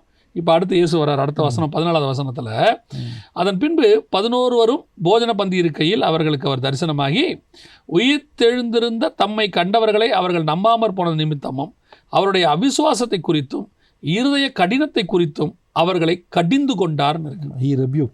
என்ன அர்த்தம்னா, இருதயம் கடினமாயிருச்சான். என்ன அர்த்தம்? அதெல்லாம் அவர் வரமாட்டாரியா, அதான் இருதய கடினம். நான் மகர்னா மரியாள்கிட்ட சொல்லி அனுப்புகிறேன், நான் உயிர் தெழுந்துட்டேன், கலிலியாவுக்கு போகிறேன் வான்னு சொல்கிறேன், நீ வீட்டுக்குள்ளே உட்காந்துருக்குற. 2 சீஷர்கள்ட்டையும் சொல்லி அனுப்புகிறேன், அப்போவும் நீ நம்ப மாட்டுற. அதான் அவர் சொல்கிறார், நம்பாமல் போனதன் நிமித்தமும் அவிசுவாசத்தின் நிமித்தமும் கடைசியாக இருதயத்தின் கடினத்தின் நிமித்தமும். இருதயம் எப்படி ஆயிடுச்சுன்னா அவனுக்கு, அதெல்லாம் அவர் வரமாட்டார், அதெல்லாம் நடக்காது, சும்மா சொல்கிறீங்க நீங்கள், செத்தவர் தான்ட்டான். இன்றைக்கும் இதே நிலைமை தான். அவர் கூடயே இருக்கார். ஆனால் நம்ம இந்த மாதிரி யோசிக்கும் போது நமக்கு ஒரு பக்கம் அவருக்கு எவ்வளோ ஊண்டிங்காக இருக்கும் பாருங்களேன். அதான் சொல்கிறேன், அதாவது அதர்சனமானவரை தரிசிக்கிறதுன்னு இருக்குது. மற்றவங்களுக்கு கண்ணுக்கு தெரிய மாட்டார், ஆனால் உன் கண்ணுக்கு அவர் தெரிவார். ஆமாம், ரெண்டாவது நம்ம எக்ஸ்பீரியன்ஸ் பண்ணியிருக்கோம். இப்போ பவுல் சொல்கிறாரு, முன்பு கேபாவுக்கும் பின்பு 11 பின்பு 500க்கும் மேற்பட்டவர்களுக்கும் கடைசியாய் இந்த அகால பிறவிக்கும் அவர் தரிசனமானார். இப்போது இயேசு கிறிஸ்து கூப்பிட்றாரு பவுலை, சவுலே சவுலே நீ ஏன் என்னை துன்பப்படுத்துகிறாய், இல்லையா? சவுண்டு தானே கேட்குது. சவுண்டு கேட்டவொன்னே அடுத்த வார்த்தை, கர்த்தாவே நீர் யார், நீ துன்பப்படுத்துகிற இயேசு நானே. அவன் கண்ணு குருடா இருக்கு. ஆமாம், லிட்டரலாக அவன் கண்ணு குருடா இருக்கு. இந்த சவுண்ட் அவன் நம்புறான், பார்த்தீங்களா? சவுண்டே நம்புறான். இவங்க தரிசனமாக உயிரோட எழுந்து நிற்கிறவரை நம்ப மாட்டேங்கிறாங்க. இதுதான் டிஃபரன்ஸ். இன்னைக்கு அவர்களுக்கும் நமக்கு இருக்க வேண்டிய டிஃபரன்ஸும் இதுதான். ஒரு கூட்டம் இயேசு உயிரோடு கூட இருக்கிறாருங்கிறத இன்னும் நம்புறதில்ல. நான் சொல்கிறது புறஜாதியார்லேயே நம்புறதில்ல. அவங்களாம் என்ன சொல்கிறாங்கன்னா, இயேசு செத்துட்டாரு, அவரை சீஷர்கள் யாருக்கும் தெரியாமல் கொண்டு போய் புதைச்சிட்டாங்க, அதுக்கப்புறம் இயேசு உயிரோடெல்லாம் எழும்பலை அப்படின்னு ஒரு குரூப் இருக்குது.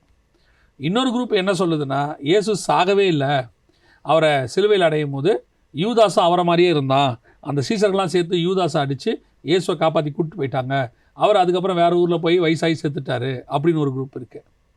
ஆனால் நமக்கு தான் அவர் மரித்து உயிரோடு கூட எழுந்து உயிரோடு இருக்கிறார், இன்னும் ஜீவிக்கிறாருங்கிறதான சாட்சியை நீங்களும் நானும் தான். அதுக்கு டெஸ்டிமனியாக பைபிள் இருக்கு, பைபிள் வசனம். இந்த வசனத்தின் வழியாக அவர்களுக்கு அவர் தரிசனமானார் அப்படின்னு இருக்கு. இயேசு சீடர்களிடம், நீங்கள் உலகம் எங்கும் போய் எல்லோருக்கும் நற்செய்தியை பிரசங்கியுங்கள். யாரெல்லாம் நற்செய்தியை விசுவாசித்து ஞானஸ்நானம் பெறுகிறார்களோ அவர்கள் எல்லோரும் ரட்சிக்கப்படுவார்கள். யாரெல்லாம் நற்செய்தியை விசுவாசியாது இருக்கிறார்களோ அவர்கள் குற்றவாளியாய் தீர்க்கப்படுவார்கள். விசுவாசிக்கிறவர்கள் மத்தியில் இவ்வடையாளங்கள் காணப்படும்.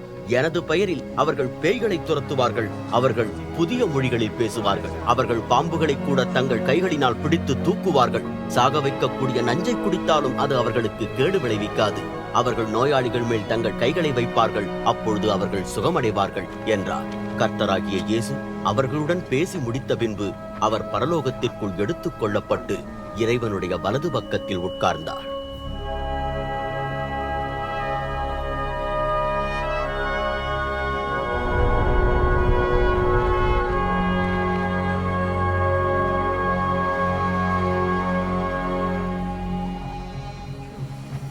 அதன் பின்பு அவருடைய சீடர்கள் புறப்பட்டு போய் எல்லா இடங்களிலும் நற்செய்தியை பிரசங்கித்தார்கள். கர்த்தர் அவர்களுடன் செயலாற்றி தமது வார்த்தையை அற்புத அடையாளங்களினால் உறுதிப்படுத்தினார்.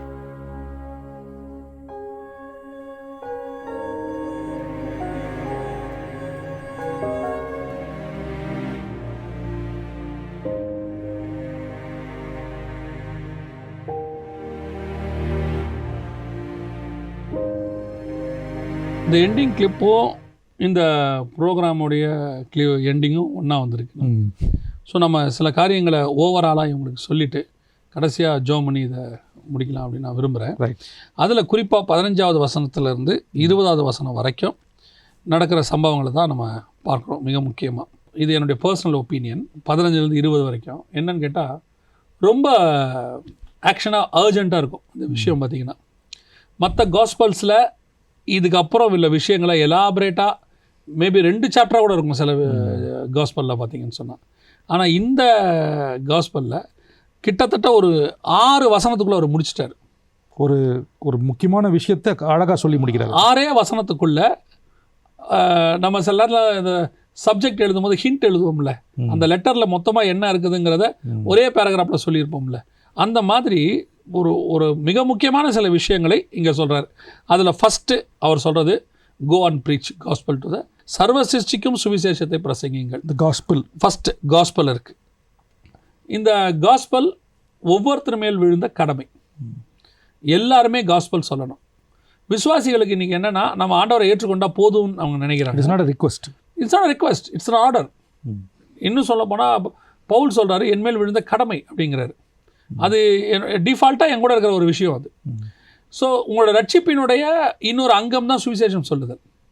நீங்கள் ரட்சிக்கப்பட்டிருக்கீங்கன்னா சுவிசேஷமும் சொல்லுவீங்க. சுவிசேஷம் சொல்லலைன்னா உங்கள் ரட்சிப்பில் ஏதோ பிரச்சனை இருக்குதுன்னு அர்த்தம். ஸோ ஃபஸ்ட் அவங்க வந்து காஸ்பல் சொல்லணும். 2வது ஞான ஸ்நானம், பேப்டிசம். எவ்வளோ அழகாக அடுத்தடுத்த ஒரு வசனத்தில் சொல்கிறார் பாருங்களேன். சிஸ்டமேட்டிக்காக இருக்கும். அடுத்து வந்து ஞானஸ்நானம் எடுக்கணும். இந்த ஞானஸ்நானம் எடுக்காவிட்டால் என்ன ஆகும்னு இங்கே இருக்குது. விசுவாசியாதவனோ ஆக்கினைக்குள்ளாக. எப்படி ஞானஸ்நானம் எடுக்கணுங்கிறதையும் அதில் சொல்லிட்டார் பாருங்க. விசுவாசம் உள்ளவனாகி ஞானஸ்நானம் எடுக்கணும். விசுவாசம்னா என்ன? விசுவாசம் என்பது நம்பப்படுதல் மேல் உறுதியும் காணப்படாதல் மேல் நிச்சயம் தான் விசுவாசம். இப்போ எனக்கு நம்பப்படுமே உறுதி என்ன? இயேசு எனக்காக சிலுவையில் அறையப்பட்டார், மரித்தார், மீண்டும் உயிரோடு கூடி எழுந்தார். இது நம்பப்படுதல் மேல் உறுதி. இதான் ஃபவுண்டேஷன். காணப்படாத மேல் நிச்சயம் என்ன? மேலே போன இயேசு என்னை மீட்கும்படி மீண்டும் திரும்பி வருவார். இது எனக்கு காணப்படாத மேல் நிச்சயம். இந்த விசுவாசத்தோடு கூட கர்த்தராக இயேசு கிறிஸ்துவை தேவனுடைய குமாரன் என்று விசுவாசிக்கிறேன்னு சொல்லி அறிக்கை பண்ணி எடுக்கிறதுக்கு பேர் தான் ஞானஸ்நானம். இன்றைக்கி நம்ம இங்கே ஒரு சின்ன பதிவு செய்யணும். ஞானஸ்நானம் என்பது இப்படித்தான் எடுக்கணும், வேற எப்படி எடுத்தாலும் ஞானஸ்நானம் கிடையாது அப்படின்னு நம்ம சொல்ல மார்க் சொல்றாரு, பைபிளில் சொல்றாரு, வசனமா அப்படிதான் இருக்கு. இன்னும் சில இடங்கள்ல போய் பார்த்தீங்கன்னு சொன்னா சீஷராக்கி ஞானஸ்நானம் கொடுங்கன்னு இருக்கு. Make disciples and give the baptism. So வேற எந்த பேப்டிசம் எடுத்தாலும் அது பேப்டிசம் கிடையாது. 3வது அப்படி எடுக்காவிட்டால் ஆக்கினைக்குள்ளாக தீர்க்கப்படுவான். அதாவது பேப்டிசம் எடுக்காட்டி பரலோகத்திற்கு போக முடியாது என்பது தெளிவாக இருக்கு. அடுத்து இந்த பிலிவர்ஸால நடக்கக்கூடியதான சைன் அங்கே இருக்கு பாருங்க. விசுவாசிகளால் நடக்கும் அடையாளங்களாவன என் நாமத்தினாலே பிசாசுகளை துரத்துவார்கள், நவமான பாஷைகளை பேசுவார்கள். இது என்ன அர்த்தம் அப்படின்னு கேட்டிங்கன்னா டெலிவரன்ஸ் ஃபஸ்ட்டு. 2வது அப்படின்னு கேட்டிங்கன்னா பற்பல பாஷைகள். You can speak languages, you can speak டங்ஸ்ன்னு சொல்லுவாங்க. அது 3வது சர்ப்பங்களை எடுப்பார்கள், சாவுக்கு ஏதுவான யாதொன்றை குடித்தாலும் அது அவர்களை சேதப்படுத்தாது அப்படின்னு இருப்பாங்க. சர்ப்பங்களை எடுப்பார்கள் என்ன அர்த்தம்? போகிற இடத்துல புத்துல இருக்கிற இல்லை காட்டுக்குள்ளே இருக்கிற பாம்பெல்லாம் எடுக்கிறோமா, அது அர்த்தம் இல்லை. சர்ப்பங்களை எடுப்பார்கள் அப்படின்னா என்ன அர்த்தம்? பிசாசு பிடிச்சவங்க இவங்களெல்லாம் டெலிவர் பண்ணுவாங்க. அவங்க அதான் டெலிவரன்ஸ் மினிஸ்ட்ரி. சாவுக்கு ஏதுவான யாவொன்றை குடித்தாலும் அது அவர்களை சேதப்படுத்தாது. இதை இன்றைக்கி நிறைய பேர் தப்பாக புரிஞ்சுக்கிட்டு என்ன சொல்கிறாங்கன்னா, விஷத்தை குடிங்க சாவுறீங்களா பார்ப்போம் அப்படின்னு சொல்லுவாங்க. அது இயேசு சொல்லியிருப்பாரு. இது அதல்ல. சாவுக்கு ஏதுவான யாவொன்றையும் குடித்தாலும் நான் சொல்லுவேன், நான் எனக்கு தெரிஞ்சு விஷத்தை குடித்தா அதுக்கு பேர் தற்கொலை. எனக்கு அந்த சாப்பாட்டில் என்ன இருக்குன்னே தெரியாது, நான் ஸ்தோத்திரம் பண்ணிட்டு சாப்பிட்றேன், அது என்னை சேதப்படுத்தாது. எனக்கு தெரியல. நான் சொல்லுவேன், இன்றைக்கி நம்ம சாப்பிட்ற பாதி சாப்பாடு கெமிக்கல் தான். அது இன்றைக்கி இருக்கிறது நிறைய ப்ரிசர்வேட்டிவ்ஸ். இதுவே நம்மளை இன்னும் என்னென்னவோ பண்ணி வச்சுருக்கணும். நம்ம ஆரம்பத்தில் ஆண்டவர் பழம் சாப்பிட்ற மாதிரி தான் அந்த உடம்பை படைச்சார். அதுக்கப்புறமா பார்த்தீங்கன்னு சொன்னால் நிலத்தின் பயிர் வகைகளை சாப்பிடுவேன்னாரு. அப்புறம் நோவா காலத்தில் சொன்னார் மாம்சத்தை சாப்பிடுவேன்னாரு. அப்புறம் நம்ம புதிய ஏற்பாட்டு காலத்தில் எல்லாவற்றையும் அடித்து புசின்ட்டார். ஒரே இன்ஜின் தான். எத்தனை ஃபியூயல் பாருங்கள். அன்னைக்கு வெறும் தண்ணியை குடிச்சிட்டு இருந்த ஃபியூயல் இன்றைக்கி கொக்கோ கோலா குடித்தாலும் ஓடுது. அப்போனா ஆண்டவர் வந்து சொன்னது அதல்ல. ஆண்டவர் சொன்னது, ஒருவேளை உனக்கு தெரியாமல் உனக்கு யாராவது விஷம் வச்சாங்க ஏதோ, நீ சோத்திரத்தோடு சாப்பிடு, உனக்கு தெரியாது, அவர்கள் வைத்தாராலும் நீ பிழைத்துக் கொள்வாய். இன்னும் சொல்ல போனால் அவர் ப்ரொடெக்ஷன், என் ப்ரொடெக்ஷன் எப்பவுமே இருக்குன்னு சொல்ல வர்றாரு. அதான் மிக முக்கியமான ஒரு விஷயம். அடுத்து வியாதியசமே கரைகளை வைப்பார்கள், அவர்கள் சொஸ்தமாகவார்கள். இதுதான் அவர்களுக்கு கொடுக்கப்பட்ட மிக முக்கியமான விஷயம். Healing, deliverance, healing. ஓவராலாக சொல்லணும்னா அத்தாரிட்டி.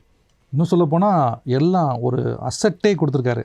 அதாவது பிசாசின் மேலே, ஸ்பிரிட் மேலே ஒரு அத்தாரிட்டி கொடுத்துருக்கிறாரு, டிசீஸ் மேலே ஒரு அத்தாரிட்டி கொடுத்துருக்கிறாரு. இதோடு கூட ஜனங்களை ஆதாயம் பண்ணுறதுக்கு தேவையான கிஃப்ட்ஸையும் கொடுத்துருக்கிறார். இவ்வளவும் இதில் சொல்லப்பட்டிருக்கு. அடுத்து மிக முக்கியமாக அவரோடு பேசின பின்பு பரலோகத்துக்கு எடுத்துக்கொள்ளப்பட்டு தேவனுடைய வலது பாரசத்தில் உட்கார்ந்தார். இதோட பெரிய விஷயம் என்னன்னு கேட்டிங்கன்னா, இயேசு வலது பாரசத்தில் உட்கார்ந்ததை இவர் பார்க்குறாரு இல்லையா, பதிவு பண்ணியிருக்கிறார் இல்லையா, இதோட கன்ஃபர்மேஷன் பிதாவின் வலது பாரசத்தில் உட்கார்ந்துருக்கிற இயேசுன்னு சொல்லி பைபிளில் இருக்கு. இதெல்லாம் அதுக்கப்புறம் எழுதப்பட்ட புக்கு. பிதாவின் வலது பாரசத்தில் இயேசு உட்கார்ந்தாருங்கிறத ஃபஸ்ட்டு ரெஜிஸ்டர் பண்ண புக்கு இது மார்க். நீங்கள் பார்த்தீங்கன்னா ஸ்தேவான் சொல்லுவார், மரிக்கும் போது அவர் ஏஞ்சி நிற்கிறாரும்பார், அவர் நிற்கிறத நான் பார்க்குறேன்பார். அதாவது அவர் போகிறதுக்கு அவர் வரவே இருக்கிறாரு, ஆனால் இயேசு உட்கார்ந்துருக்கிறத இவர் பார்க்குறாரு. இதான் கடைசியாக சீஷர்கள் போய் உலகமெங்கும் இந்த காரியத்தை சொன்னாங்க. அதாவது அதுக்கப்புறம் இது வேர்ல்டு ஃபுல்லாக ஸ்ப்ரெட்டாக தொடங்கிருச்சு, கிறிஸ்டியானிட்டி போக தொடங்கிருச்சுங்கிறதையும் ஓவராலாக வித்தின் 6 verses அவர் வந்து ரட்சிப்பில் ஆரம்பித்து மினிஸ்ட்ரி வரைக்கும் சொல்லி முடிச்சுடுவார். அதில் இந்த பதிவை பார்க்குற, தொடர்ச்சியாக பார்க்குற நம்ம நேயர்களுக்கு கடைசியாக நீங்கள் என்ன சொல்ல விரும்புகிறீங்க? ஆராய்ந்து பாருங்கள், நலமானதை பிடித்து கொள்ளுங்கள். எவ்வளோக்கு எவ்வளோ வசனத்தில் வளரணுமோ அவ்வளோக்கு எவ்வளோ வசனத்தில் வளருங்க. யாருமே டிபெண்ட் பண்ணியிருக்கக்கூடாது, காடை மட்டும்தான் டிபெண்ட் பண்ணியிருக்கணும், வசனத்துக்கு கூட. எனவே தொடர்ந்து நல்லா வேதத்தை வாசிங்க, தியானிங்க, உட்காந்து அதுக்கப்புறம் அந்த வசனத்தை அசை போடுங்க. கர்த்தர் பெரிய காரியங்களை செய்வார், அநேக வெளிப்பாடுகளை தருவார். நம்ம ஜெபம் பண்ண போகிறோம். சர்வ வல்லமை உள்ள தகப்பனே, இந்த அருமையான நேரத்திற்காக உமக்கு ஸ்தோத்திரம். வேதம் வசனத்துக்குள்ளே இருக்கிற மகத்துவங்களை காணும்படி எங்கள் கண்களை திறந்தபடி நான் உமக்கு நன்றி. ஆண்டவரே, இன்னும் அநேக பொக்கிஷங்கள் உண்டு, என்னை கேளு, அப்பொழுது நான் தருவேன் என்று சொல்லி இருக்கிறேன். ஆண்டவரே, இங்கே பார்த்து கொண்டிருக்கிற ஒவ்வொருத்தரும் ஜெபிக்கும் போதும், அவர்கள் இந்த வேதத்தை வாசிக்கும் போதும், இந்த வசனத்தின் ஆழத்திற்குள்ளே ஒவ்வொருத்தரையும் கொண்டு செல்வீராக. ஒவ்வொருத்தரும் வேத பண்டிதர்களாக மாற கர்த்தர் கிருபை தருவீராக. வேதத்தின் மகத்துவங்களை அறிந்து கொள்ள பெராயா பட்டணத்தாரை விட, தெசலோனிக்கர்களை விட இவர்கள் மாற கர்த்தர் கிருபை தருவீராக. வசனம் அவர்களுக்குள்ளே ஆழமாய் ஊன்றட்டும் தகப்பனே. எங்கள் ஆண்டவர் இயேசுவின் நாமத்தில் ஒப்பு கொடுத்து ஜெபிக்கிறோம், எங்கள் ஜீவனுள்ள நல்ல பிதாவே. ஆமென்.